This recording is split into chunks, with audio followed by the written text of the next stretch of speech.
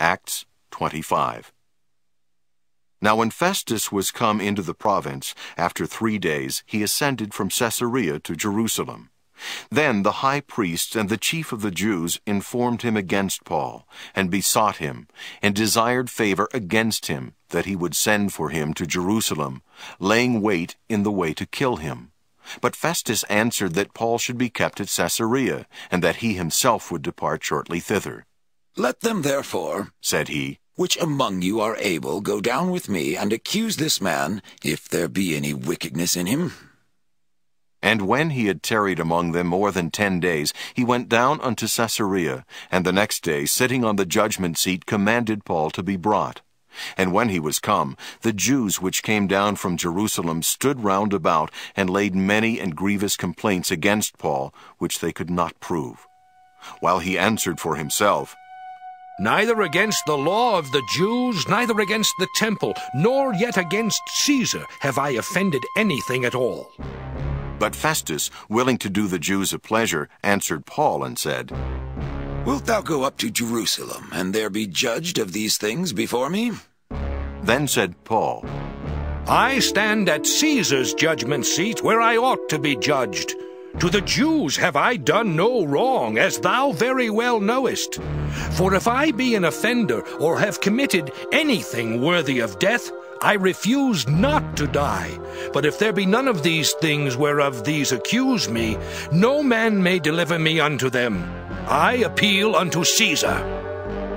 Then Festus, when he had conferred with the council, answered, "Hast thou appealed unto Caesar? Unto Caesar shalt thou go." And after certain days King Agrippa and Bernice came unto Caesarea to salute Festus. And when they had been there many days, Festus declared Paul's cause unto the king, saying, "There is a certain man left in bonds by Felix, about whom when I was at Jerusalem the chief priest and the elders of the Jews informed me, desiring to have judgment against him. To whom I answered, It is not the manner of the Romans to deliver any man to die, before that he which is accused have the accusers face to face, and have license to answer for himself concerning the crime laid against him.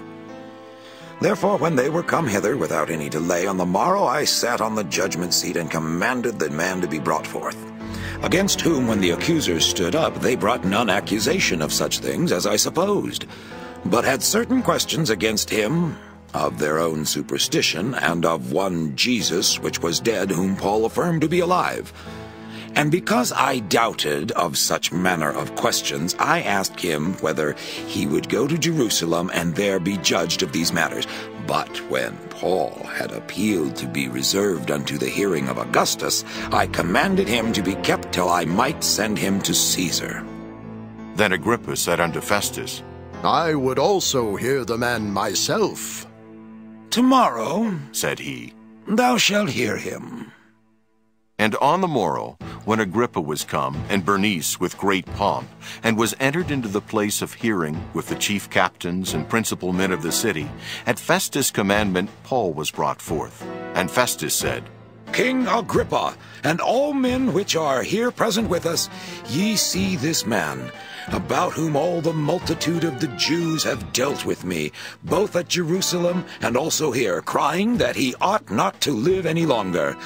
But when I found that he had committed nothing worthy of death, and that he himself hath appealed to Augustus, I have determined to send him, of whom I have no certain thing to write unto my lord. Wherefore I have brought him forth before you, and specially before thee, O King Agrippa, that after examination had, I might have somewhat to write. For it seemeth to me unreasonable to send a prisoner, and not withal to signify the crimes laid against him.